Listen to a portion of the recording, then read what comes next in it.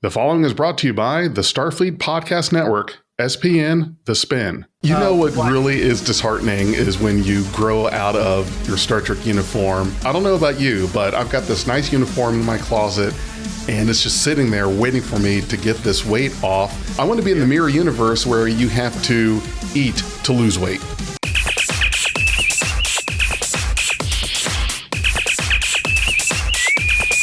Red alert. We just held international conference for our for Starfleet International, and it's basically everyone from across the globe who is a member of Starfleet. We get together and we have a weekend where we talk about the things that are going on in the organization, what charities we're doing. We have guest speakers and stars.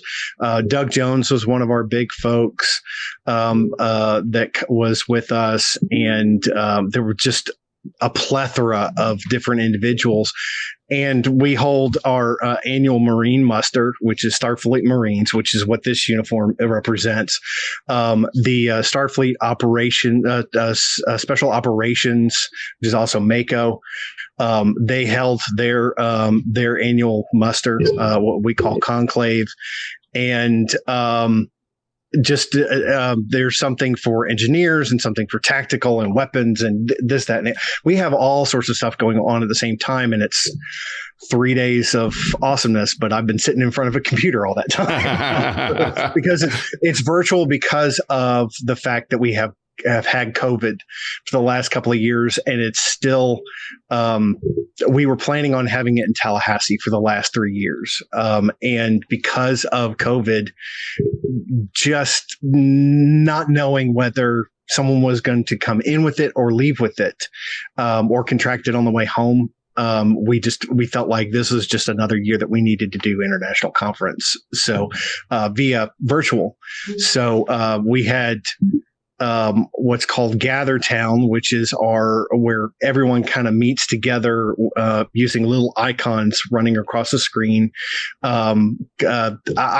I associate it with Zelda, where you have your little character and you move your keyboard or your cursors across the screen, and your character goes all over the place.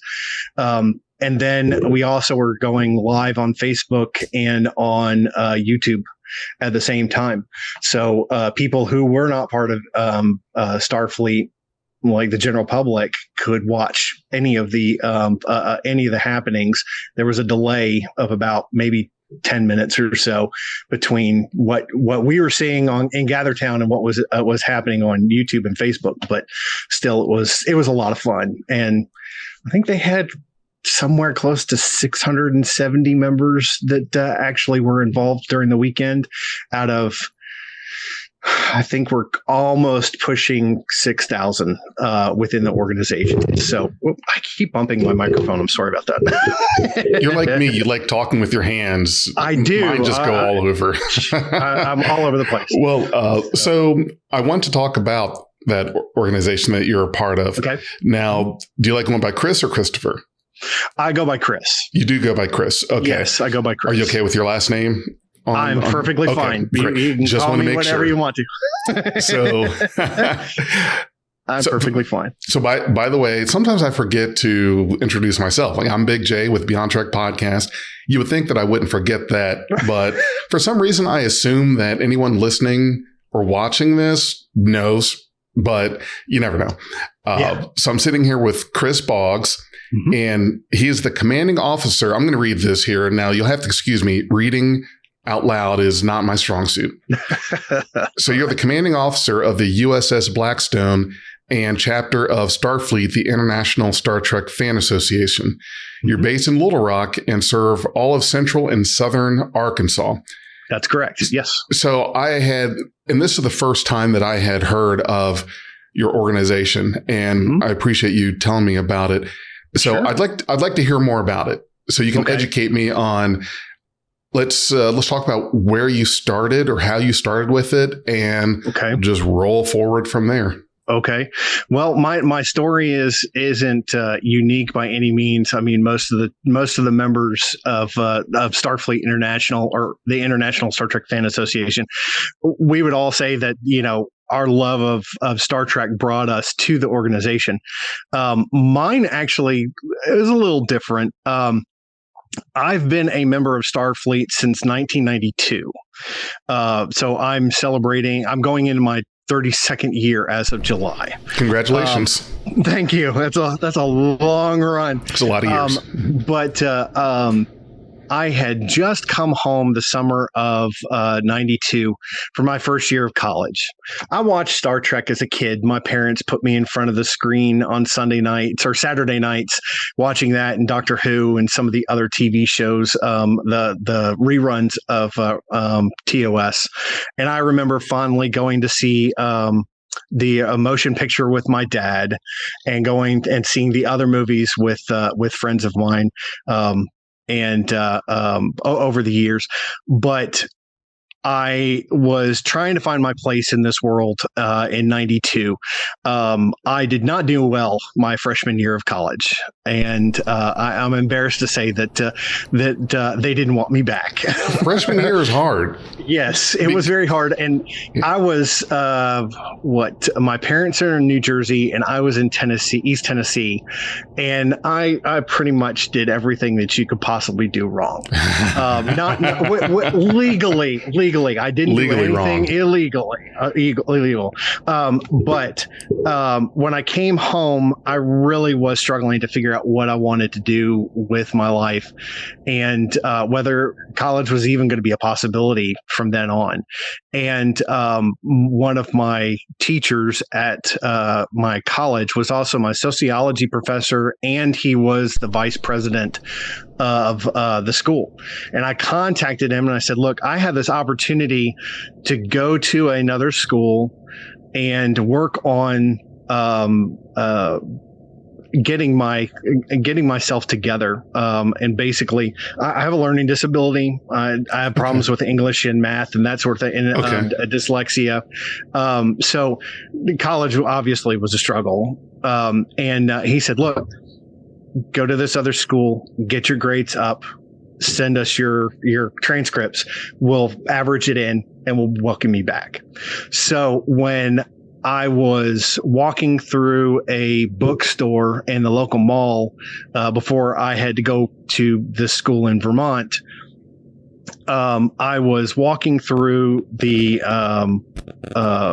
Star Trek section, and I pulled one of the books out and I opened it up, and this business card fell out and hit the floor. Oh, now this is in New Jersey. Who's putting business cards in books? Yeah, well, it was an interesting idea, and one that I've actually used in the past myself for recruiting.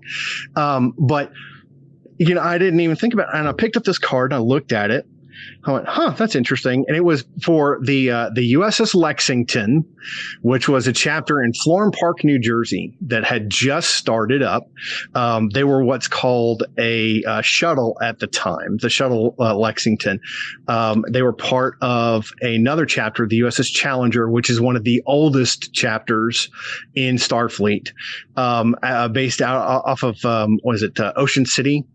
And the card was basically, give us a call. We'd like to talk with you about Starfleet. And so I called and left a message on the answering machine and didn't even think about it. And later that night, it was probably like 9:00 at night, the executive officer of the Lexington, his name was Michael Smith, called me and he said, got your message, see that you got our card. We're really interested in you coming and joining us. I was like, well, what exactly is this? I mean, what do you guys do? And he was like, we're a Star Trek fan club. We're based in Florham Park. We're part of the USS Challenger, which is based out of on the coast. And we're looking for new members, people who want to get involved in community service and, marching in parades and doing this, that, and the other. And I was like, wow, that sounds like a really great thing. Little did I know that it would be the start of something that I have not been able to stop. Once you get into it and it's fun, it is difficult. They welcomed me in with open arms. Unfortunately, I did have to leave to go to to school in Vermont. I went that summer and then spent the next year up there. But in the meantime, I stayed with the chapter. I still did things when I was home on break and stuff. And when I finished up in Vermont the next spring, I had started a Klingon chapter with the Klingon assault group up there called the Iron Shadow, and several students were in it, and we just kind of hung out, watched Star Trek movies, and cheered on the Klingons until they all got wiped out. You were cheering for the Klingons, huh? Boo. Yeah, and we wanted to start a shuttle up there, but at the time, Starfleet wasn't really big in that part of Vermont. But I came back with a renewed sense of self, and the reality is that shortly after that, my parents picked up and left New Jersey, where I had been, and moved to DC.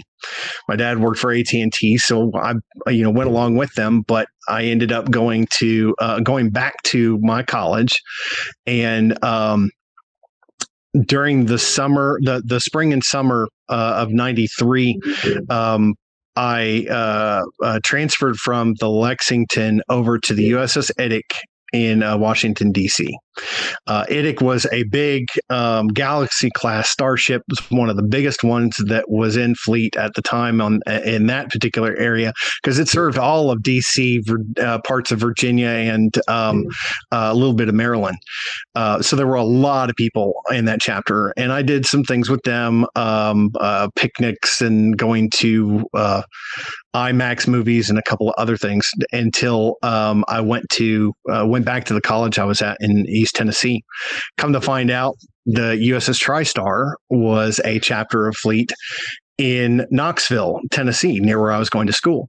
And so I transferred over there and became their chief of security, and really had a blast with them for the 3 years that I was at the college, and worked with them and several chapters that were in Kingsport, Tennessee, and Gatlinburg, Tennessee. Had a chapter over there, and a couple of others. So I really was involved with a lot of Starfleet folks. Enjoyed it, marched in parades, and we did conventions, and we collected toys for tots and this sort of thing. And I left the IDIC, or not IDIC, but the TriStar after I graduated from college, and moved to Virginia, or back close to home. I was in not Roanoke. I was in where was I? I don't even remember what town it was. Charlottesville. While I was going to grad school and afterwards, and got married. Had a little girl, and I joined the USS Chesapeake, which was right down the road from Richmond, Virginia, where I was attending school, and then moved to Charlottesville and was there for a while, and still was with the Chesapeake. And then I kind of went off grid for quite a number of years. Kept my membership, but didn't do a whole lot because I moved to Little Rock, and we didn't have any chapters here. Rumor has it that early in the 90s, Arkansas was filled with chapters. We had, I think, either 12 or 19 chapters just within Arkansas. And a lot of those just kind of fizzled out. People got displaced or burned out by things going on. And I just kind of kept a low profile until I was on social media on Facebook, and another guy who's part of the Royal Manticorian Navy. I'm sure you've heard of them, TRMN, based on the Harrington series.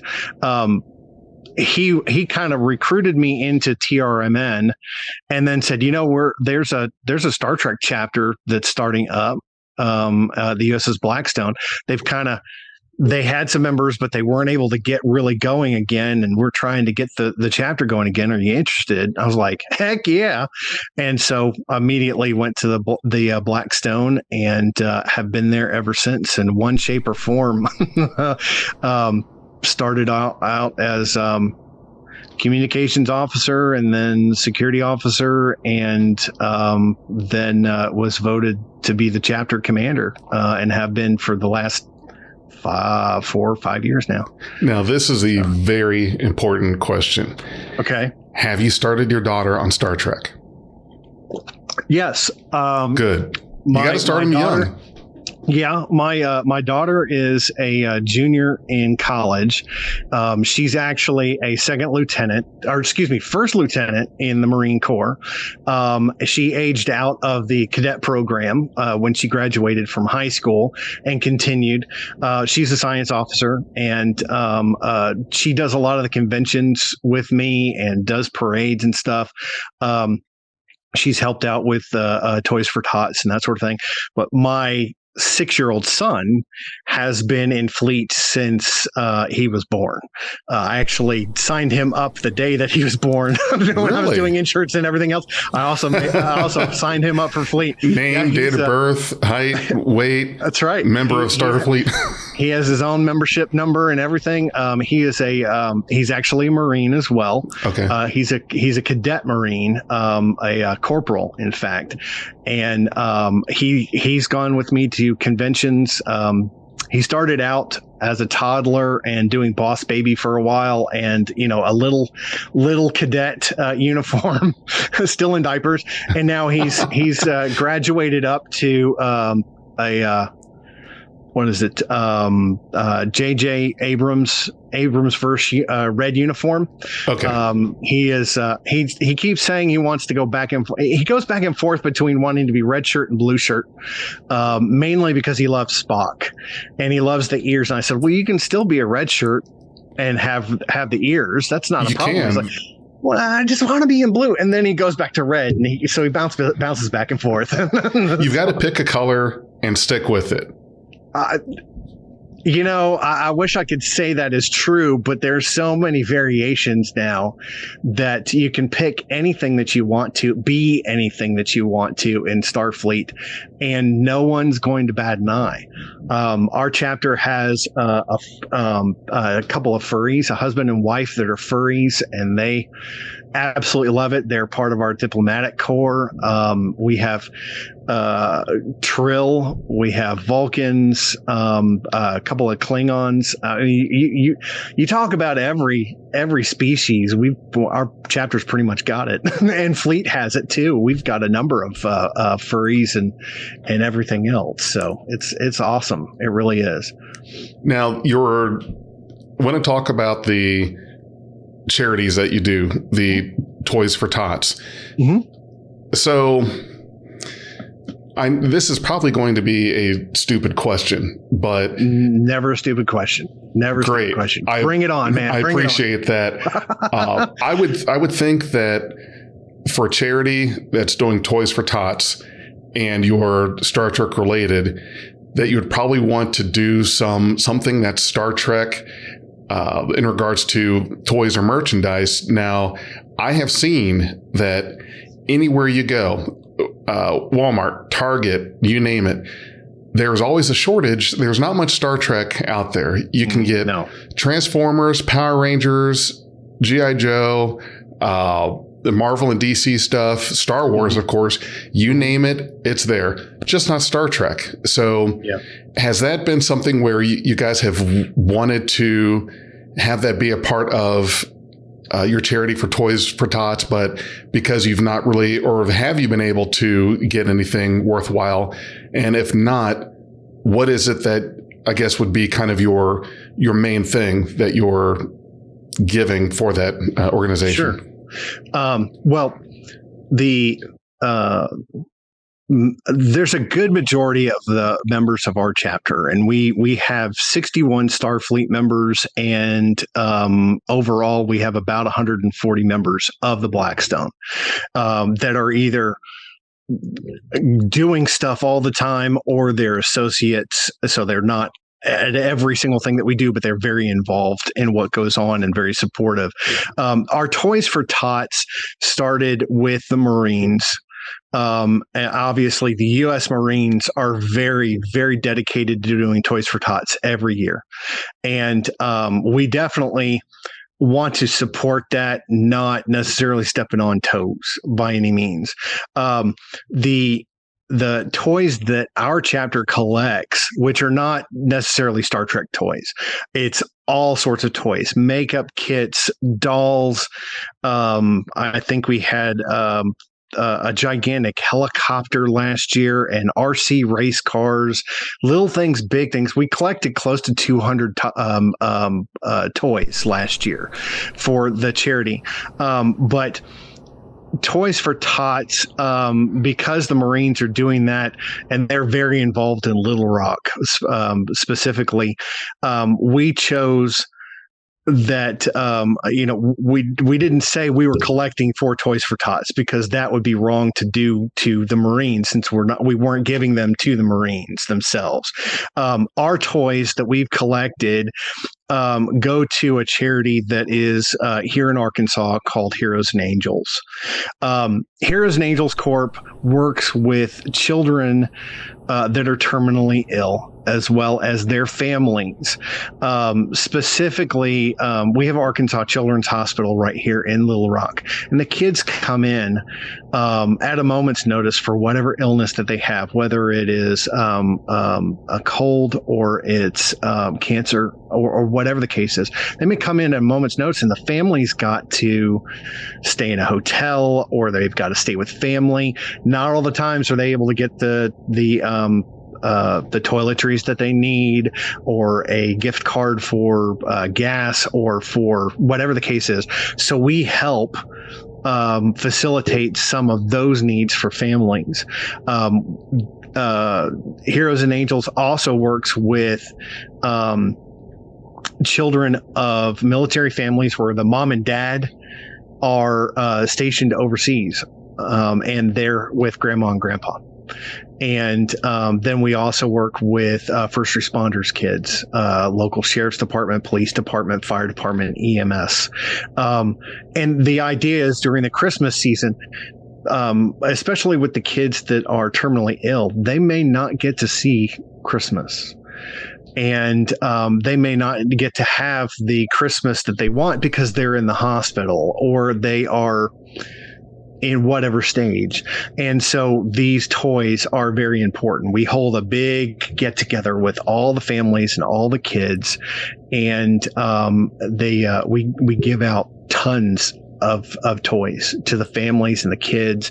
And then we have stockings and other things, necessary items. We may give out jackets or clothes, depending on what it is, and or what we have available to us. So the chapter, the Blackstone, has been very dedicated. In fact, Brandy Bullock, who is one of the co-founders of Heroes and Angels, is a member of our chapter. She became a member a couple of years ago, and I've reached out to her about doing a talk, and so yes, so that's definitely going to be a big part there. You know, she has a huge heart for kids, and her story is incredible. You're going to love her from the very moment that you meet her. And our chapter loves children. We're very family oriented, like I said, with my kids being in it, and we have other families that have their kids in it. We want to be able to help out as much as we can. So during the course of the year, we do conventions all over the state of Arkansas. And during those events, if someone says, "Hey, I'd like to get a picture with you and your crew, or with me and your crew," we ask for a donation to Heroes and Angels. We don't keep any of the money. We're part of a 501c nonprofit. So the money goes to Heroes and Angels.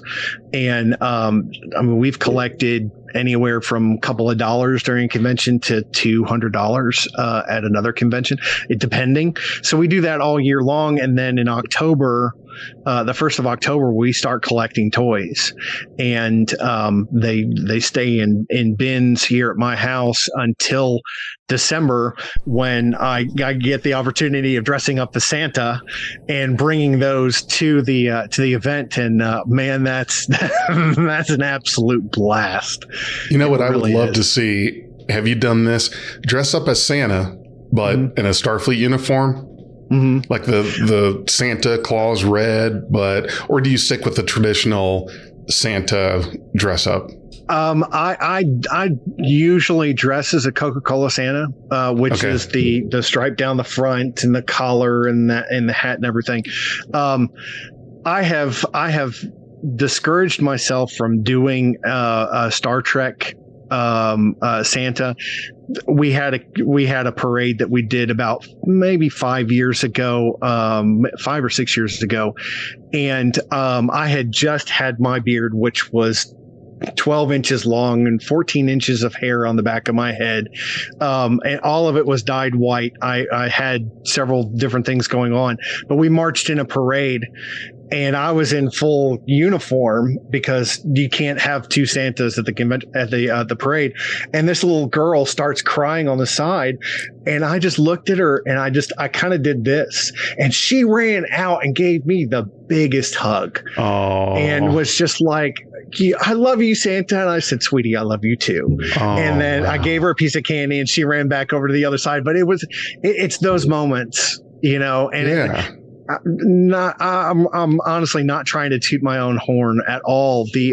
Our chapter is just, it's a wonderful group of people that are dedicated to our community and doing whatever we can. I'm sure you have heard the Little Rock area got hit here recently with a tornado that barreled through parts of West Little Rock and into North Little Rock, and then all the way up northeast into Wynn, and devastated a good majority of that area. I'm actually in one of the neighborhoods that was initially hit at the beginning of the tornado.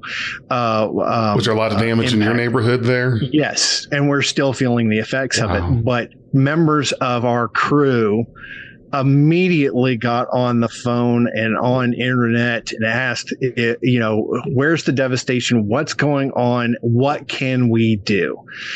We had members that were out helping to take care of tree limbs and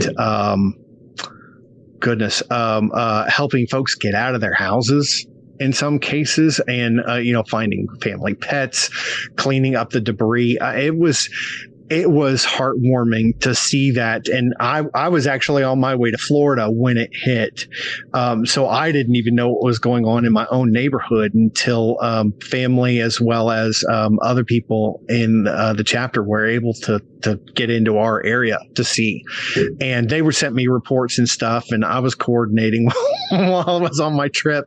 But they took the helm away from me and we're like, we'll take care of this. Don't worry about it. We got this. So we really do want to be a presence in the community. We're involved with the Little Rock Marathon every March. We have a booth there, as well as we help hand out runners packets during the course of the weekend. We get to meet all of the folks that are international runners that are coming in from, the gentleman from South Africa who comes in every year. And we have a couple of French folks that come. I mean, just all these folks that it's just wonderful to see them. And they go, hey, I saw you at your booth. You were in the Star Trek uniform. And I go, yeah, that was me. Here's your packet. Yeah. Have a great run. And it's gotten to the point where they've encouraged, the runners have encouraged us so much that our chapter members are now starting to run, including myself. We're not doing the full marathon yet. Is that your goal? That is my goal. I actually had a goal at by the time I reached 50, I would run a marathon. I'm not at that point. I'm doing the 5K, 10Ks, and enjoying that and going, yeah, I got a good time on my run. I'm happy. But we have, other members have been encouraged, and it's all part of promoting Gene Roddenberry's vision for a wonderful and brighter world, a utopian society for all, where everyone is included.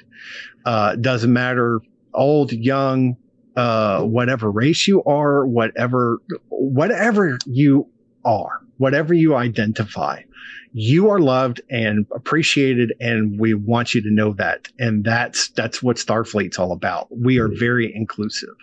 So it's a wonderful organization, and our chapter is amazing. I can't speak highly enough of them. I really can't. So it does sound like a great chapter. Now, in regards to your chapter, how do you feel about the level of level of inclusion that you have with your group? The level of inclusion? Yeah. Do you feel like you're well represented in that in regards to diversity? I guess diversity of members that you attract to the group? We invite anyone and everyone to join us. Obviously there are going to be folks that, in talking with them, it's not necessarily a good fit, because our chapter is very involved and very, kind of doing a lot of everything.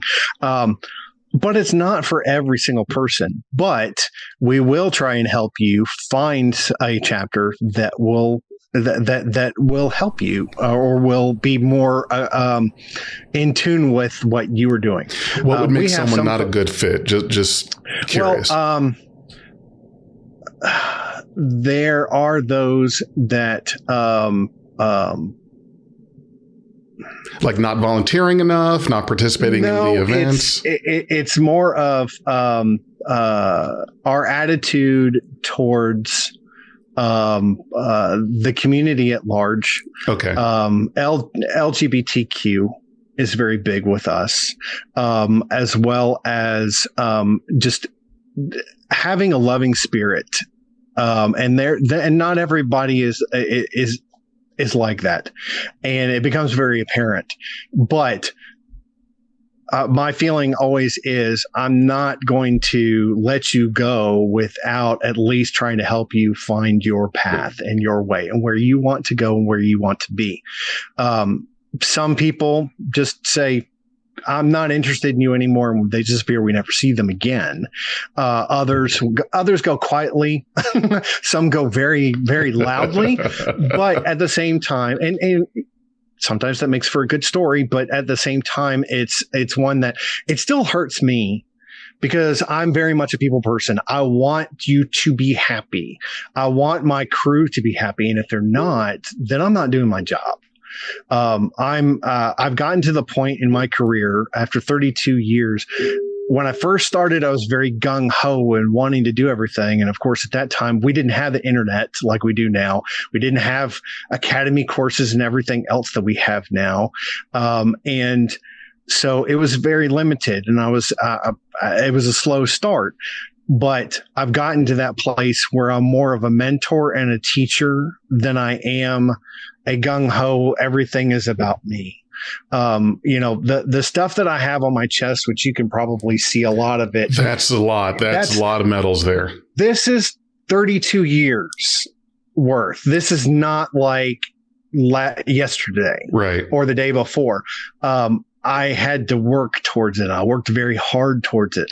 But now I'm in a position where I can go, hey, you see this? You can have this too. Or what do you want to do with your time in Starfleet? I'm part of the Starfleet International's Academy, as well as the Marine Academy. I am involved with the Marines, like I said, as well as special operations. And it's all part of persona, as well as fun and being able to interact with other people. That's the most important thing, is interacting with others and being a part of a Marine unit or a special operations team, a group of people where we go, hey, you know what? This weekend we're going to go for a hike. You want to go? And 5 or 6 members of the Marines, we go out and do that together.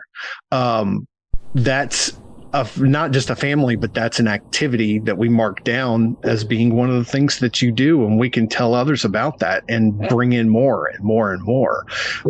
So we try and include everyone. It doesn't always work. We don't have people that always want to do the same things that we want to do, and that's great. And I encourage those folks to say, hey, if you have an idea for something, throw that out there to other folks in the chapter and get them together, and you guys go and do that. And, I may not be able to go to every single thing, even though I want to, but I encourage them to go out and to do things and to be active in not only participation, but also coordination and coordinating the things that go on with our chapters, so that we have that, I guess, that reputation in the community. People know us now, whereas they didn't when we first started. Now, of course, there's always going to be that one person who goes, I didn't know there was a Star Trek group here. And I said, tell me how you found us. How did you hear about us? Obviously, that was going to be my next question. Yeah. With you and I just happened to see you on Facebook and was like, what do you guys do? What's going on with this? And how can I be involved? How can I help you? As far as recruiting is concerned for our chapter, which I'm pretty sure is what you were getting at. Yes. Our biggest conventions are where we get the most amount of people. The Arkansas Comic-Con, which is held every year in September, the second week of September. It's in downtown Little Rock, and it is gigantic. We have had a relationship with the organizers for the last 7 years now. And to the point, they ask us to come to the convention rather than us saying, please, please, please, can we go? And that's got to be nice, is when you're being asked to come in. And the same thing was with me. You asked if you could take some time for us to sit and talk about this. And I was thinking, that's always great. It doesn't happen all that often. You certainly get, when you ask someone to participate in that, it's usually very enthusiastic. But once you get to that point where you're doing something that someone wants you to come into and they're proactive about that. Yeah. Now, for you, it sounds like that was a lot of hard work that paid off. It was, and our chapter members worked very diligently to hone that reputation and to keep it active. And we're very smart in how we conduct ourselves during conventions and parades. The Little Rock Marathon, in the early days when I first started, we were working with Friends of Animal Village, which is one of the local shelters for animals, and bringing in food items for the dogs and cats, as well as toys, blankets, that sort of thing. We've kind of pulled away from that for various reasons, but at the same time, we're still very active and very supportive of that. American Red Cross is a big one. Though we tend to work with the Arkansas Blood Institute, because all of the donations for Arkansas Blood Institute actually stay in the state, whereas you may donate blood for American Red Cross. Don't get me wrong; they're fantastic, but the blood may go to Oklahoma or wherever it's needed. Yes. But we're finding that going through the institute with donating blood, plasma, platelets, that sort of thing, we're able to give back to Arkansans.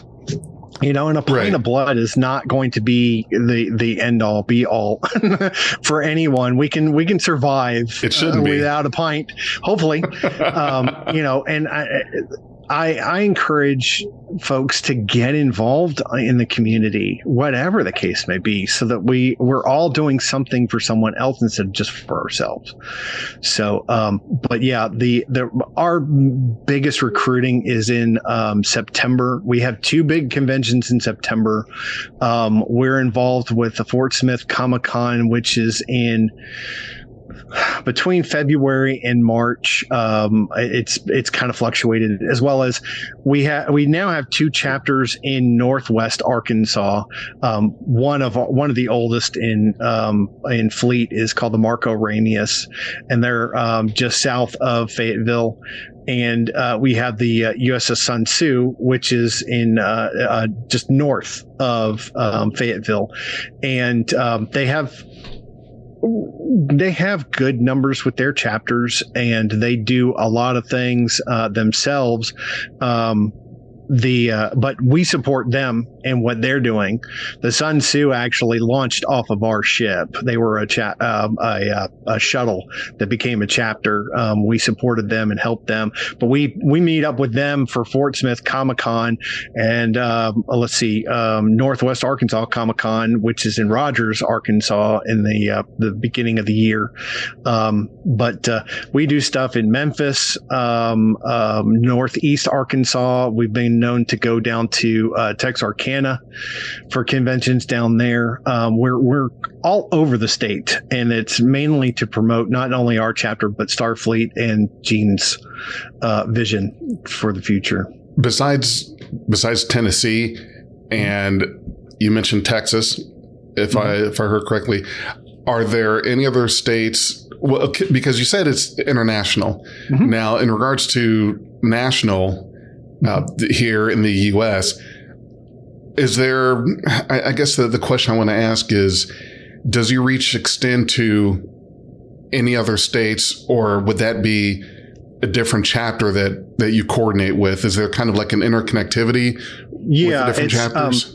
Well, what it is the Starfleet International as a whole, if you were to spin a globe and put your finger and to stop that globe, you would probably find a chapter somewhere in that vicinity. We have a good number of chapters now in Europe, especially France. Let's see, I'm thinking, I believe Iceland, England, Scotland, Ireland. I believe we have at least one chapter in Japan. It kind of fluctuates, but in the United States, what they've basically done is they've broken up the world into regions, and we have 20 regions. The Blackstone is part of what's called Region 12, which is Oklahoma, Kansas, Missouri, Arkansas, and Illinois. And we have roughly 22 chapters in those 5 states. Other parts of the country may have 3 or 4 states, may have 2 states, but they have a good amount of chapters. Texas and Louisiana are part of the same part of their own region, and they have a tremendous amount. The East Coast has the most because Starfleet International started out on the East Coast. So it's East Coast is broken up into 2 regions, Region 7 and Region 1. Region 7 is the northeast part of the country, and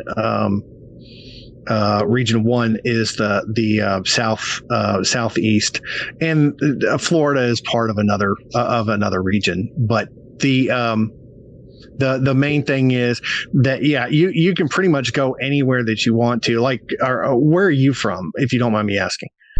So, excuse me, I'm in Cincinnati, Ohio. In Ohio, yes. we do have at least 1, if not 2 chapters in your neck of the woods. Okay. Our parent organization, Starfleet's website is www.sfi.org, and you can go there at any point in time. And if you want to join Starfleet, there's a button for that. If you want to find a chapter in your region, you can go and look for that in a drop-down menu, and you can in actuality, you can be anywhere in the world and be a part of the Blackstone. You don't have to be part of Arkansas. We have a couple of folks that are from New Jersey that are part of our chapter, and North Carolina that are part of our chapter, and we actually have a family that's in England that's part of our chapter. And we're not to say that we're not poaching anybody from anybody else's neck of the woods, but they chose to join us because they talked with me or they talked with another chapter member and were like, you know what, this is where I want to be. This is where I feel like I belong.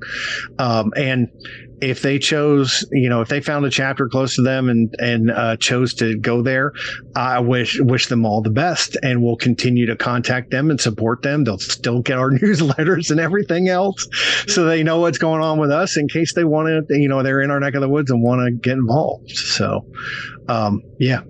Are there meetings and such like that? How do you guys stay in contact with each other? Well,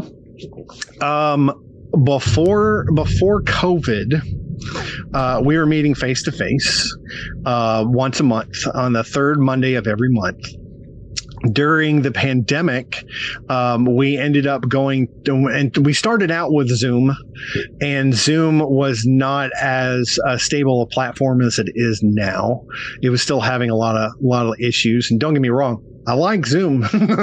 We're on it right now, which is great. That's right. I love Zoom. It was not meeting the needs of our chapter members, and not everybody wanted to do that. So we moved over to Discord for our online meetings. We tried virtual reality places where you created a little icon that moved around the screen and stuff. It was okay, but it wasn't what we wanted. I wanted to see people's faces, and they wanted to see mine. After the pandemic, we went back to in-person meetings. The place that we were going to, which was a rec room associated with a church, the folks that we had been friends with from that church moved, and so we didn't have that facility anymore. So we met at a local game shop for a little while, but it was so noisy with the people playing Pokemon and RPGs that we were like, we're not going to be able to do this. And we happened on a local video game location called Spec Ops. The guy who owns it, his name is Jesse. In fact, today is his birthday. Happy birthday. Okay. Jesse, if you're watching or listening, happy birthday. Yeah. He, started this video game store where you could go in and pay a fee and play the PlayStation, Xbox, virtual reality, any of the old systems. You could go in and play for an hour or a couple of hours or whatever, and they had a cereal bar where you could go and get a milkshake, the custom-made milkshake, or a custom-made ice cream cereal. It was ice cream with cereal on top. Oh, that sounds good. They branched out into doing sandwiches and stuff. Man, it was awesome. It really was good food, good times. And here, I guess, right after January 1st, they were forced out of their location. One of these big conglomerates came in and put in this bowling alley, movie theater, go-kart kind of place. It's all in one, and the folks that owned the property were like, we can't have two things. It's competition, and this other place is paying us a whole lot more. So it's all about the money, right? Yes, and so Jesse had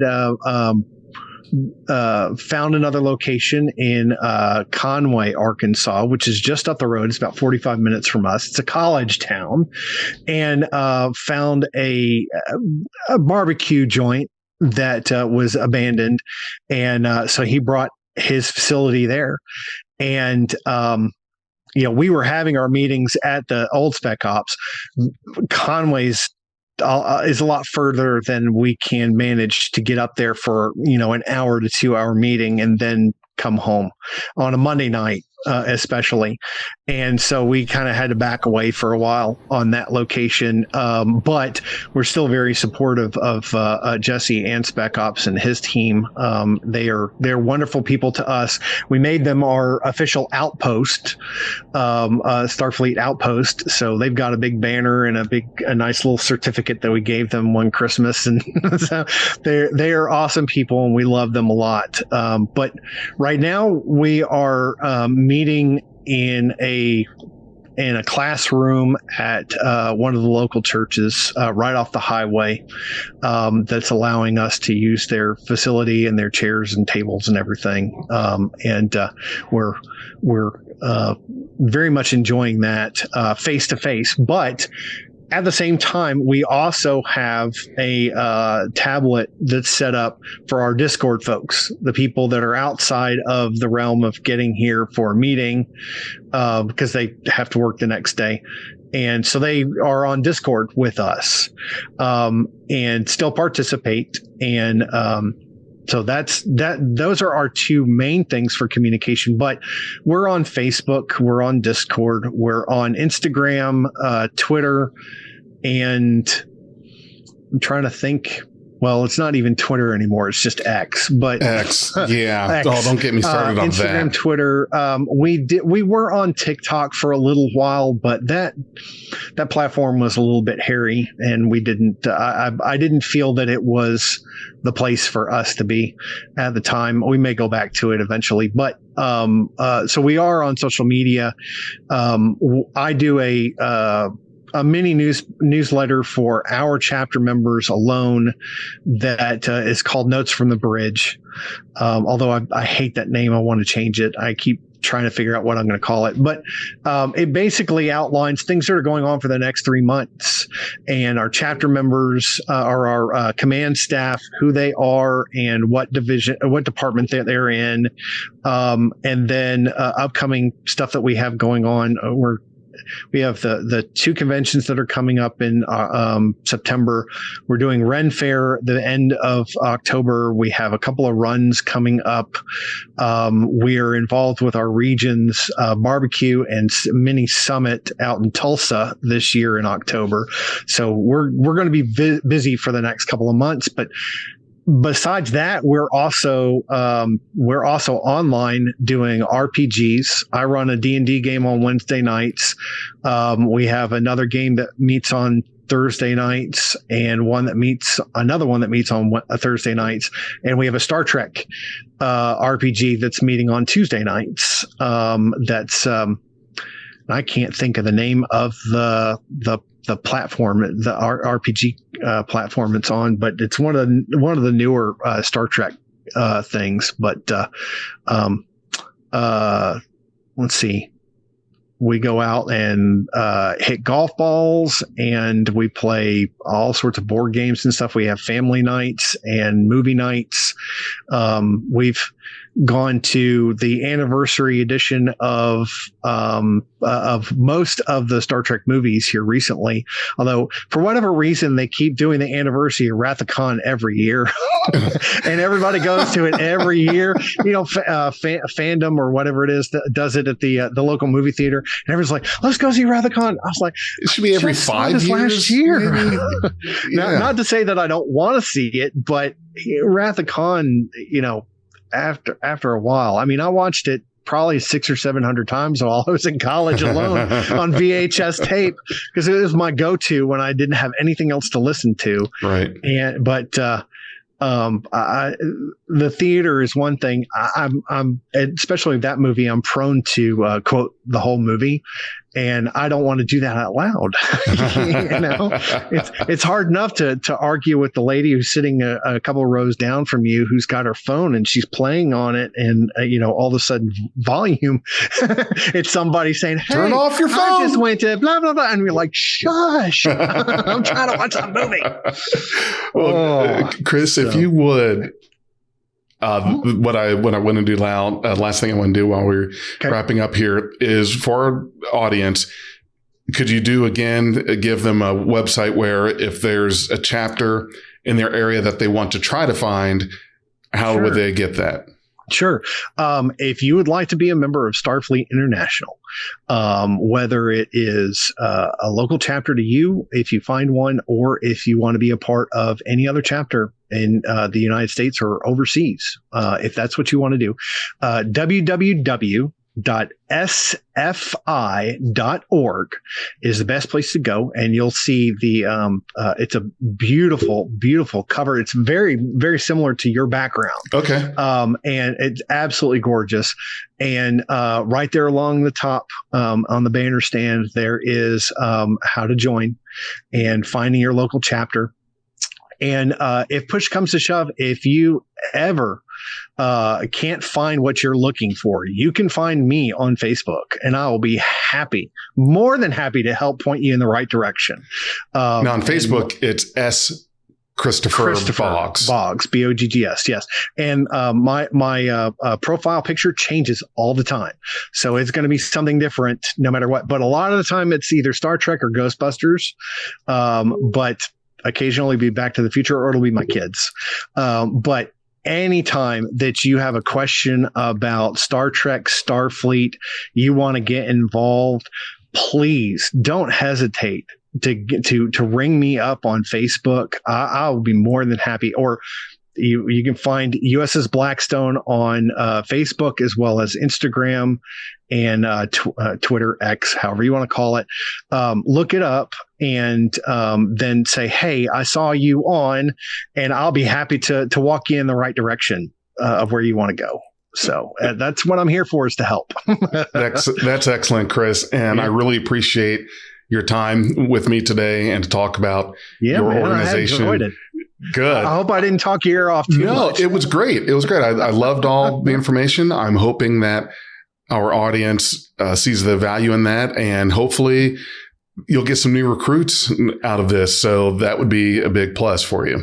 Well, I definitely want to get the link to this so that I can send it to our chapter and to our region, so that they are aware of your program, because we want to help promote you as well. I appreciate that. I will. That's what we're here for. Appreciate the hustle. That's that's why I'm here. So yeah, I will definitely get that to you by the time you see this recording. It will be We Time Traveled, because that will be in a few weeks from now, but we're talking about all about it in the future. Yeah. Don't get me started on temporal mechanics. I can't do it. It gives me a headache. Well, you and I definitely need to talk a little bit about that, since the Blackstone is actually we're the guardians of the Guardian. If you catch my meaning, and we are actually a time traveling ship. Excellent. So, we could talk Star Trek for the rest of the night if you want to. I'm all about it. Absolutely. Anytime. Yeah. Well, thanks again, Chris. And for those of you out there listening and watching, thank you for going boldly. See, I can't do it. Boldly where no man has gone before, and live long and prosper. Live long and prosper. We are Beyond Trek Podcast. Lower your inhibitions and surrender your ears. We will add inspirational and hilarious Trek content to your day. Your attention will adapt to subscribe to us. Resistance is futile.